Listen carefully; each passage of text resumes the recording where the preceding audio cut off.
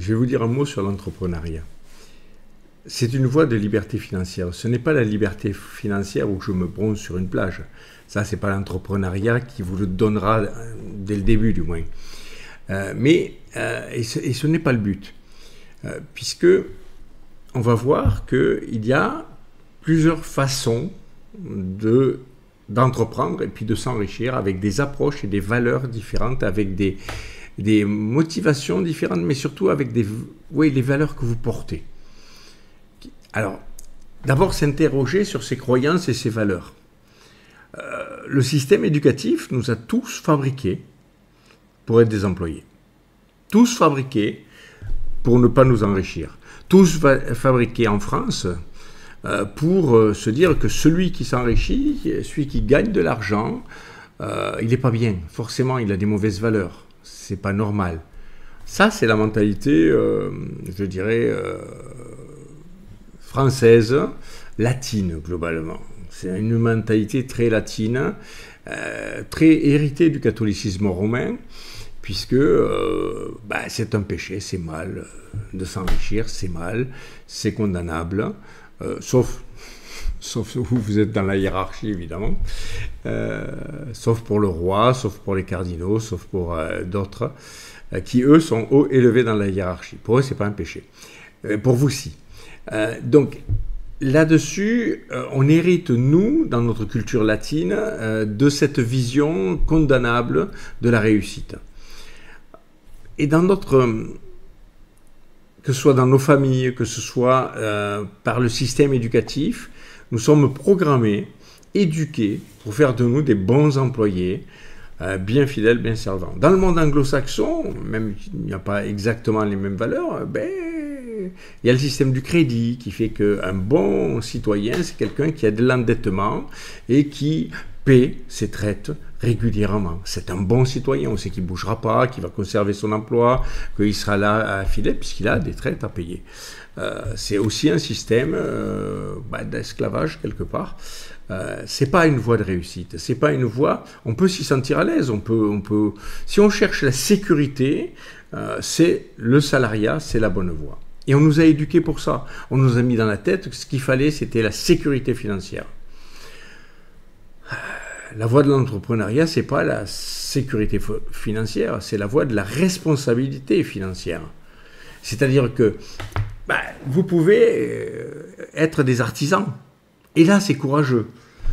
C'est courageux. Vous êtes des professions libérales, vous êtes des artisans, vous êtes hypnothérapeute, vous êtes aidant, vous êtes dans le courage qui vous a emmené hors du salariat pour gagner cette liberté qui vous permet de subvenir vous-même à vos besoins et de vous battre pour développer votre activité. Et là, c'est très très bien. Alors, c'est très très bien, mais ce n'est pas une voie d'enrichissement. Parce que dans le premier cas, quand vous êtes salarié, vous échangez votre temps contre de l'argent. Dans le second cas, quand vous êtes entrepreneur, ou profession libérale, vous échangez toujours votre temps contre votre argent. Votre argent vient du temps que vous vendez. Il existe d'autres systèmes. Alors, évidemment, il faut en passer par l'entrepreneuriat avant de construire d'autres systèmes. Il faut d'abord passer par là, avoir ce courage de sortir de la case employé, de s'impliquer, parce que ça demande de s'impliquer. Si vous êtes entrepreneur et que le soir vous regardez TF1, vous n'avez rien compris à votre métier. Parce que le soir, il faut que vous soyez dans les réunions de quartier, il faut que vous soyez à la mairie, il faut que vous soyez dans tout ce qui va vous faire connaître et faire vendre vos produits, faire vendre ce que vous faites. C'est du relationnel, beaucoup. Donc, et ça, c'est de l'entrepreneuriat. L'artisan, la profession libérale, c'est un passage obligé à un moment. Mais pour aller au-delà, il vous faut bâtir un système. Bâtir quelque chose qui soit plus grand que l'artisan. Alors la limite de l'artisan, c'est aussi dans les croyances.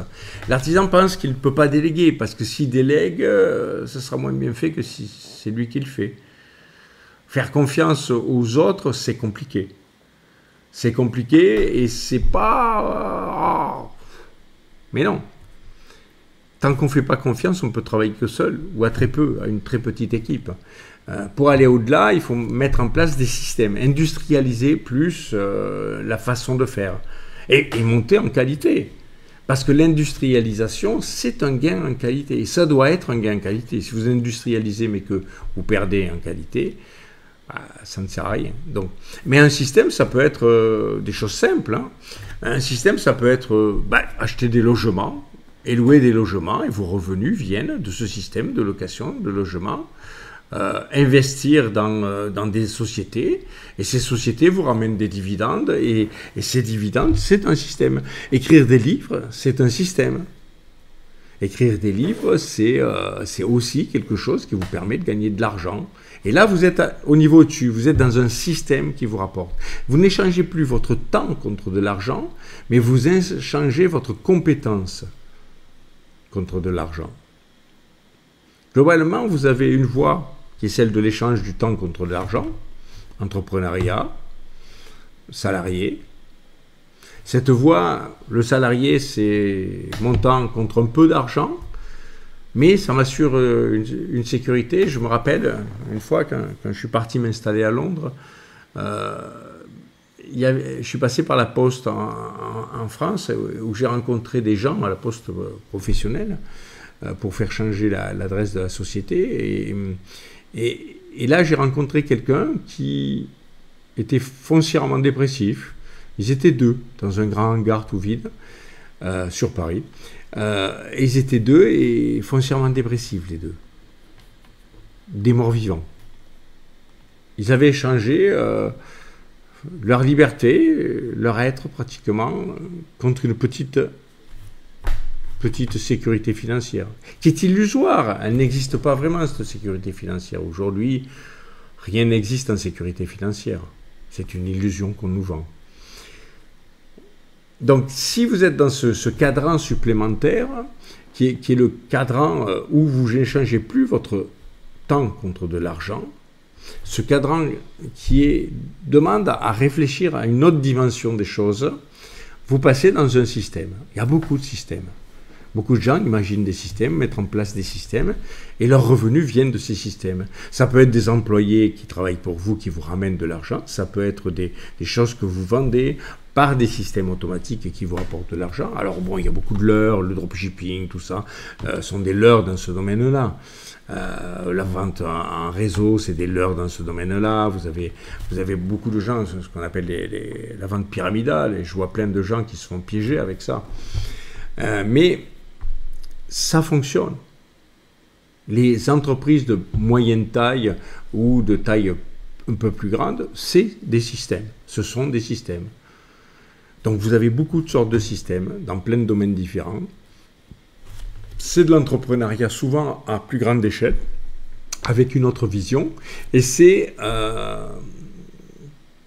je dirais, c'est pas le stade final. Le stade final, l'idéal, puisque dans cette deuxième colonne, c'est votre compétence que vous vendez et pas du tout votre temps. Ce qui ne veut pas dire que vous n'allez pas y passer beaucoup de temps. Hein. Mais ce qui a de la valeur, c'est ce que vous êtes. C'est cette compétence que vous avez.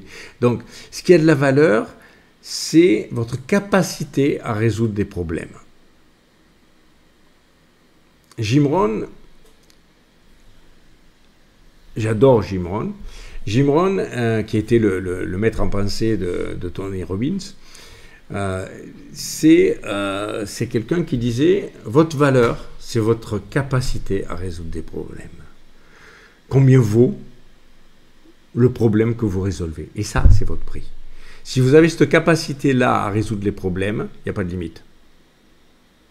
Mais elle vient de votre culture. Plus votre culture sera grande, plus vous aurez une capacité d'interpolation dans votre culture, de résoudre, de dériver des solutions qui se trouvent dans d'autres domaines pour les apporter dans les domaines où elles se présentent.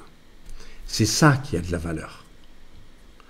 Et toujours dans votre capacité à résoudre des problèmes, dans la même gamme, vous avez le stade ultime, c'est-à-dire que c'est votre argent qui vous rapporte de l'argent. Les investissements que vous faites, soit en bourse, soit dans des sociétés, des startups ou autres, ces investissements qui vous rapportent de l'argent.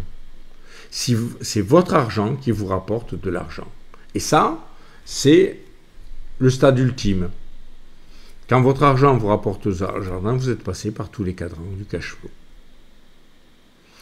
Et c'est une réalité, mais qui s'installe petit à petit. Il faut que vous montiez en expérience, en compétences, passez d'abord par la case entrepreneur, puis de la case entrepreneur, vous allez migrer vers la case système, faire des allers-retours souvent, être encore un entrepreneur dans un système, mettre en place votre système, puis finir à la tête de votre système. Et puis ce système, s'il vous rapporte de l'argent, vous allez passer en investissement financier, et puis c'est votre argent qui vous rapportera de l'argent. C'est un cheminement qui se fait pas en claquant des doigts, hein. C'est amusant, c'est fabuleux à faire, c'est un émerveillement tout le temps, avec des problèmes à résoudre. Si vous aimez des casse-têtes, ben, c'est un endroit plein de casse-têtes. Et c'est assez fantastique, c'est une belle aventure. C'est l'aventure qui comprend plusieurs aventures à l'intérieur d'elle-même pour une vie.